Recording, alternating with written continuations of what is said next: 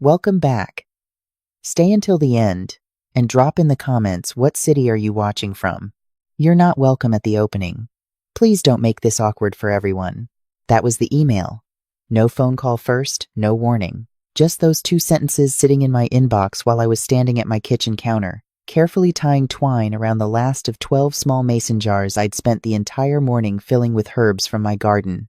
Rosemary, thyme, and basil, each one labeled in my own handwriting with a little card that said, "From the kitchen that raised the chef." I'd planned to place them on the tables the night of my son's restaurant opening. A quiet, personal touch from a mother who had believed in him longer than anyone else. I read the email twice. Then a third time. Then I set down the jar I was holding. Very slowly. The way you set something down when your hands have gone completely numb. I had known for months that my daughter-in-law had opinions about how involved I should be. I understood that. She was proud, ambitious, and she had her vision for how my son's restaurant would be presented to the world. I respected that, even when it stung. But this was different.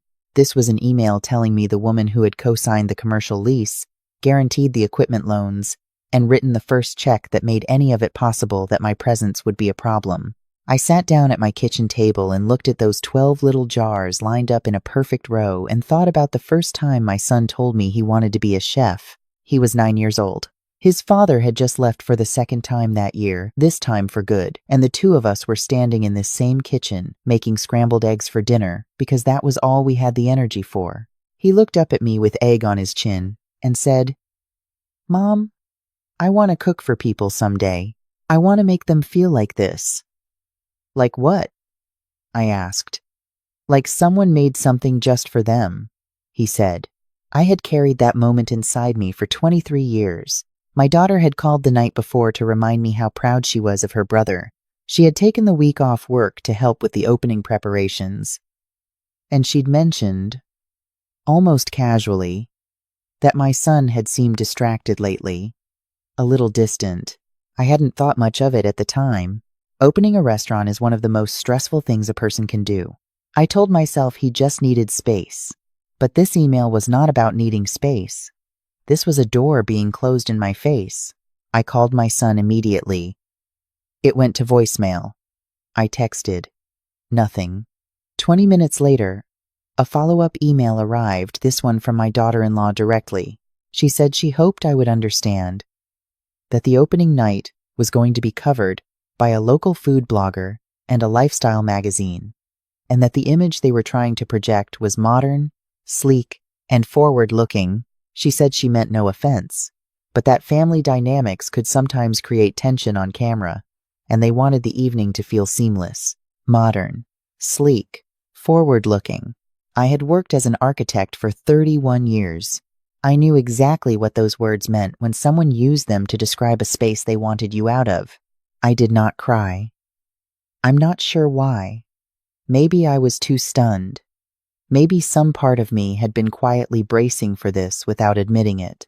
Instead, I walked to the small desk in my home office, opened the filing cabinet in the bottom drawer, and pulled out the folder I had labeled Daniel Restaurant.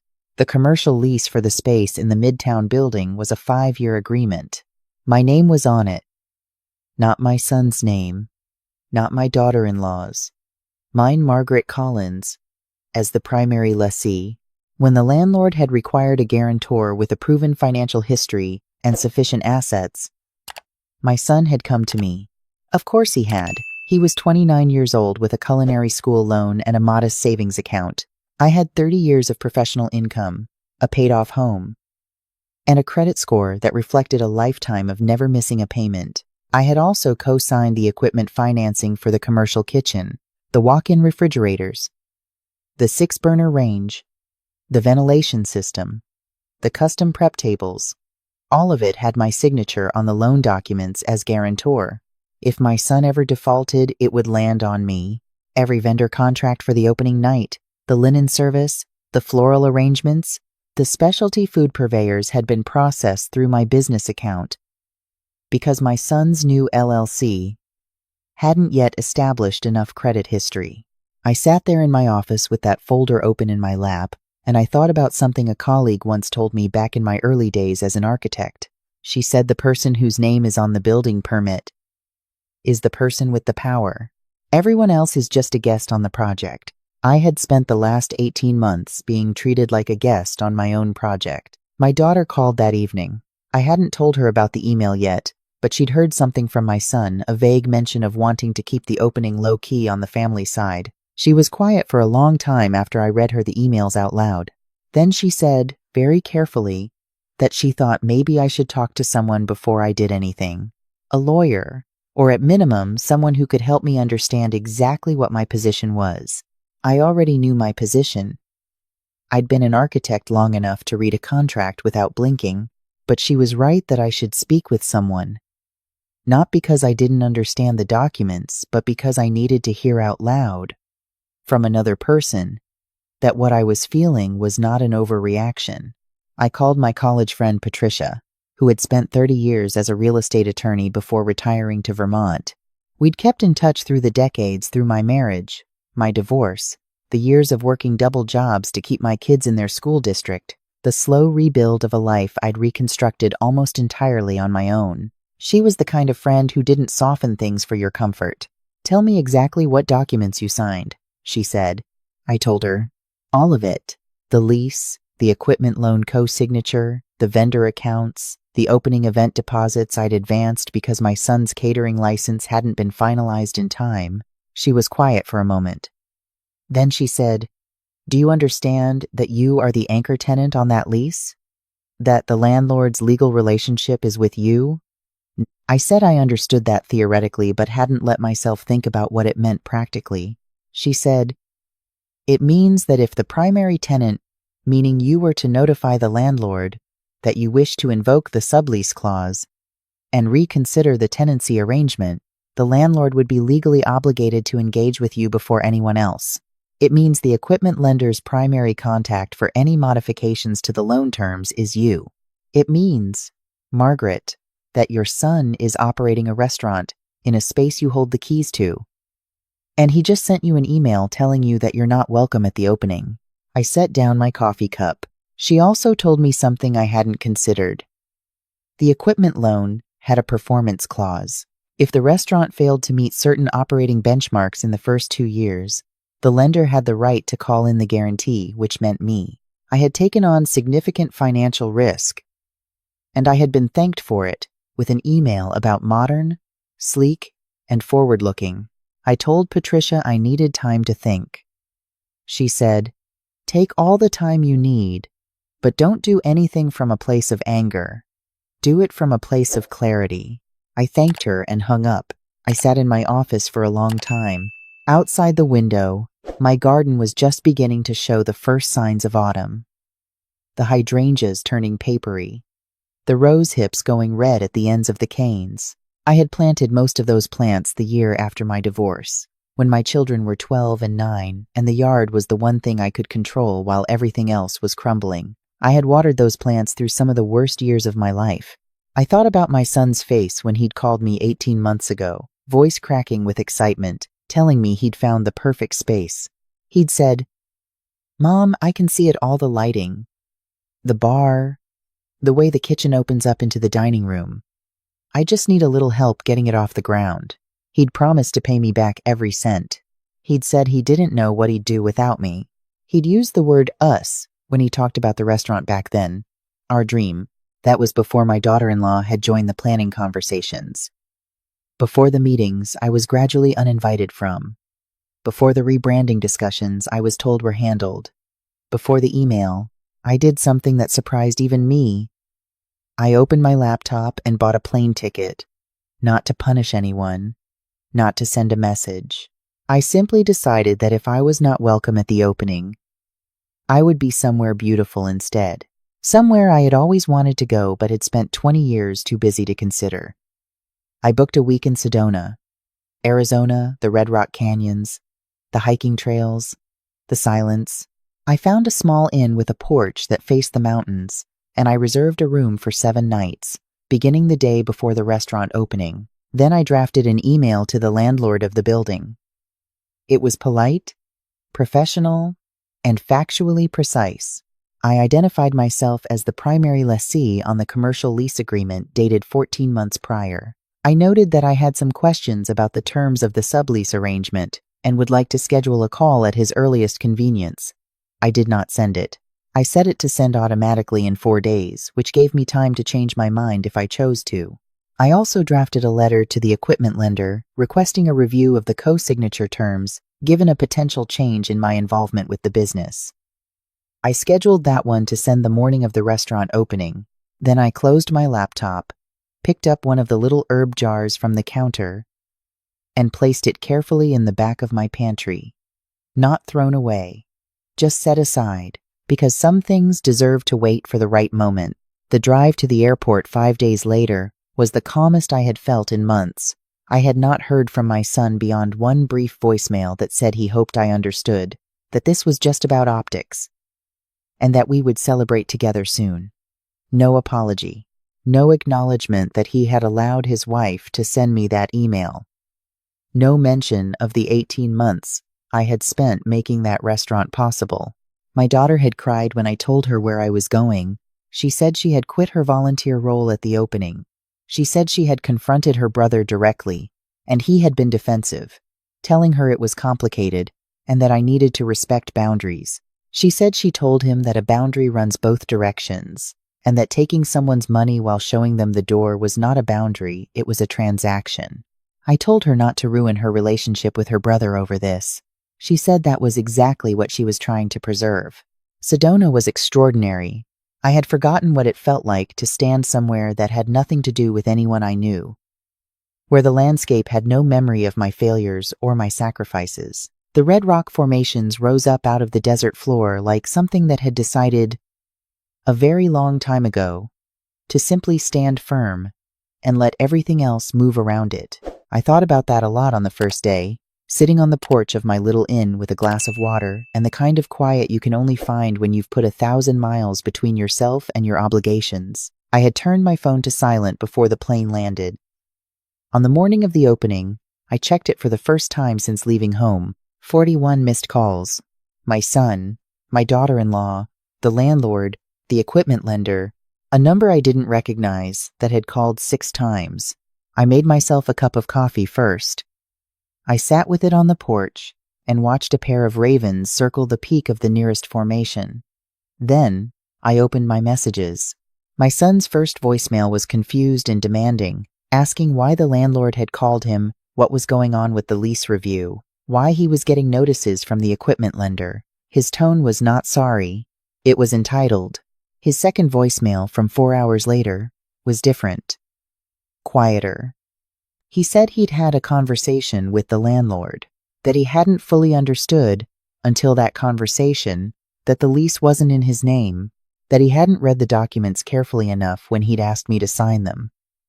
He said he realized he might have made some assumptions. Assumptions. 23 years of scrambled eggs and science fair projects and college application essays, and I was an assumption. The unknown number had left a voicemail as well. A man's voice, measured and careful.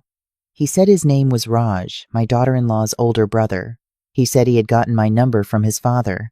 He said he needed to speak with me and he hoped I would call him back. I sat with the phone in my hand for a while. Then I called him. He answered on the first ring. He said he had flown in from Boston for the restaurant opening and had instead spent the evening watching his family manage a crisis. He said he owed me an apology on behalf of his sister, though he knew it wasn't his apology to give. He said that the way I had been treated was something he recognized, because he had spent most of his adult life being managed and maneuvered by the same person. I asked him what he meant. He told me that his sister had always operated this way, that when she wanted something, she built the architecture for getting it before anyone else realized what was happening. He said he had watched her do it with their parents' vacation property, with a business partnership she had restructured in her favor, and now with my son's restaurant. He said he was not calling to throw his sister under a bus.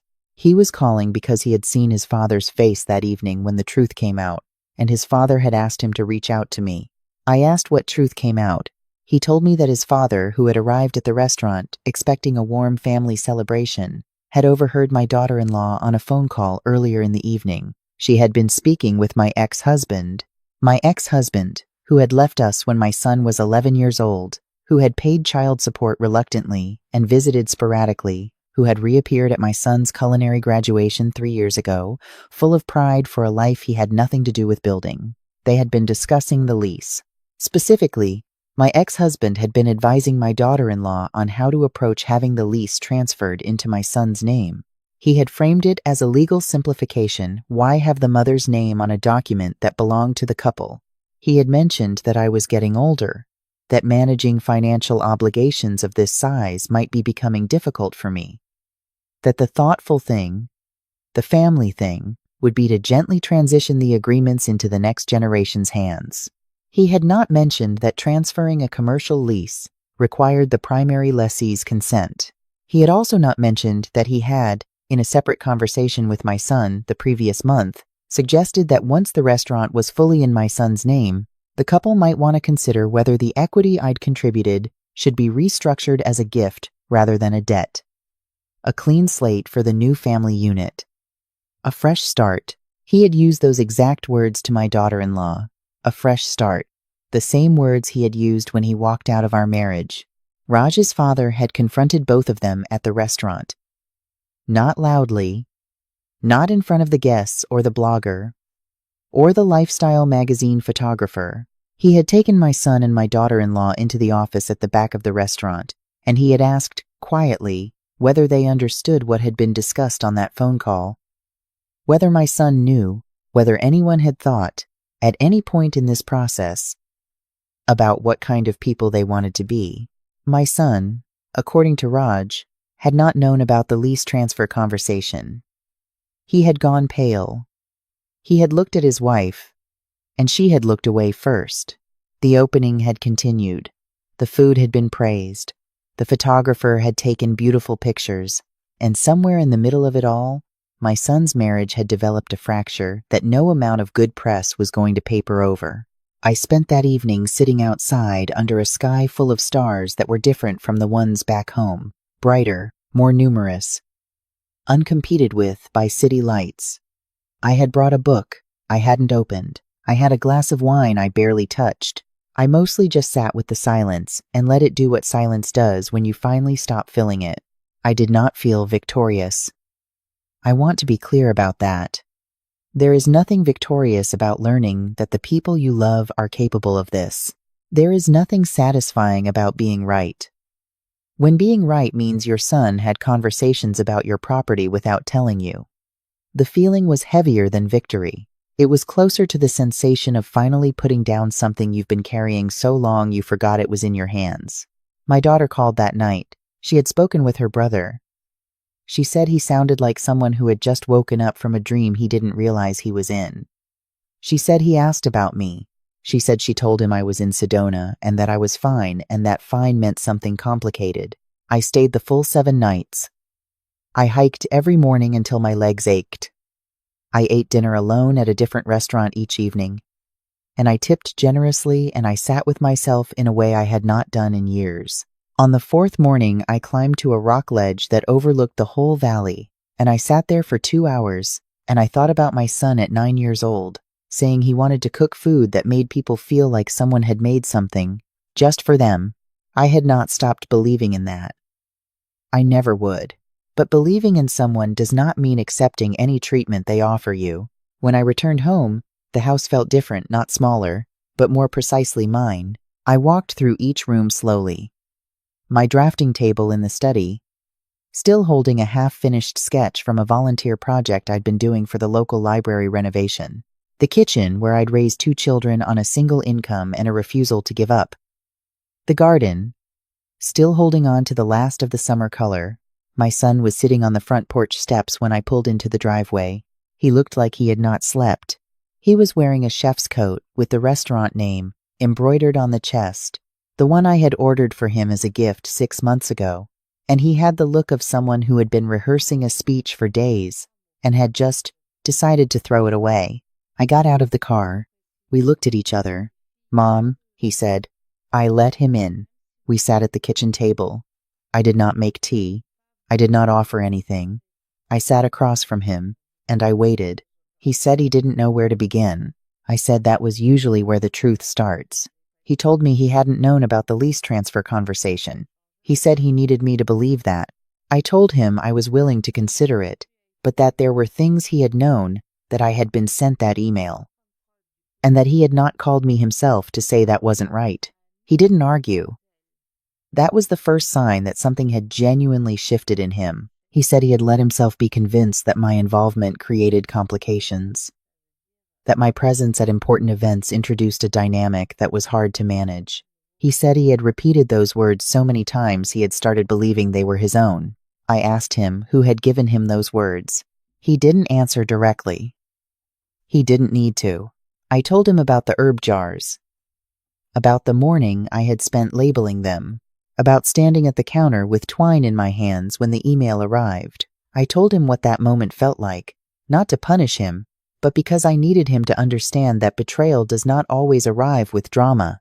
Sometimes it arrives while you are doing something tender. He put his face in his hands. I told him that I had not canceled the lease or the equipment financing. I had only asked for a review, a pause, a moment in which my existence in those documents was acknowledged by everyone involved. I told him that I did not want to take anything from him. I had never wanted anything from him except what he had told me in this kitchen at 9 years old, to feel like someone had made something just for him. He looked up, and his eyes were red. He said, "I think I forgot, for a while, that you were a person, not just a resource, not just a support system, a person." His voice broke on the last word. I said, "Yes, that's exactly what happened." We sat quietly for a long time. The kitchen clock ticked. Outside, a neighbor's dog barked twice and stopped. I told him that trust was not something I could hand back to him across a table, that it would have to be rebuilt in the same way everything worth having is built slowly, with consistent effort, without shortcuts. He said he understood. He said he was not asking me to pretend it hadn't happened. He said he just needed to start somewhere. I told him that this was somewhere. His father reached out by text the following week. It was the kind of message that expected absolution in exchange for brevity. I read it once and did not respond. There are relationships worth repairing and relationships that have simply run their course. Some people show you who they are so consistently, across so many decades, that continuing to be surprised by them is its own kind of failure of perception. My ex-husband had been trying to benefit from my labor since the day I met him. That was not a new story. It was just a chapter I was finally done reading. My daughter-in-law did not contact me. I did not contact her. I understood, from Raj, that she and my son were in couples counseling. I understood that her brother had been direct with her in a way that had apparently shaken her. I did not know what the outcome of their marriage would be, and I had made a decision to stop holding my breath over it. My son's relationship was his to navigate. I had my own life to attend to. Raj sent me a short note a few weeks after I returned. He said his father wanted me to know that he considered me a woman of great dignity. He said his family had not always shown that in return, and he hoped, in time, that might change. I wrote back a simple thank you. I meant it. 3 months passed. The restaurant was open and doing well, from what my daughter told me. My son and I had begun a slow, deliberate practice of being in each other's lives again. Phone calls on Sunday evenings, one dinner a month at a neutral location, conversations that were honest in a way our conversations had never been, when everything was going smoothly. Strange as it sounds, something about the fracture had made the communication more real. We spoke now like two adults who understood that the relationship required maintenance, not just assumption. He asked me, at one of our dinners, whether I would ever come to the restaurant. I said I thought I probably would, when it felt right. He said he had been thinking about the herb jars. He said he'd like to use them on the tables, if I was willing to make more. I looked at him across the table for a long moment. I said, "I'll think about it." That night I went home and stood in my garden in the cool October air. The hydrangeas were completely papery now, the roses stripped back to their canes, the whole garden in that honest in-between state that comes before the real cold sets in, not dead, not yet blooming, just itself, without pretense. I thought about the woman I had been 18 months ago, the one who had co-signed documents and written checks and stayed up late worrying about whether the contractor had finished the ventilation work on time, who had driven 40 minutes across town to meet with a kitchen equipment supplier because her son had a scheduling conflict, who had done all of it without being asked to be thanked, only to be told that her presence created complications. I thought about who I was now, the same woman. But she had finally, at 62 years old, learned the difference between generosity and self-erasure, between love and surrender, between being present and being taken for granted. Those are not the same things. They never were. I had just spent a very long time behaving as though they were. I had lost the version of this story I had imagined, the one where I sat at a corner table on opening night and watched my son move through a room he had built, and felt only pride. That story was gone.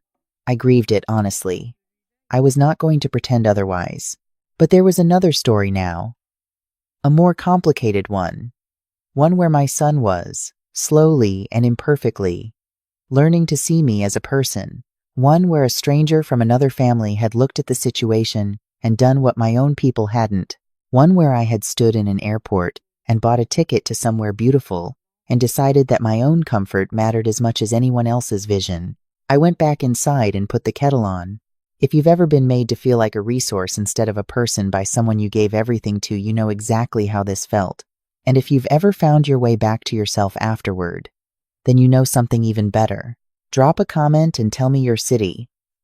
I read every single one.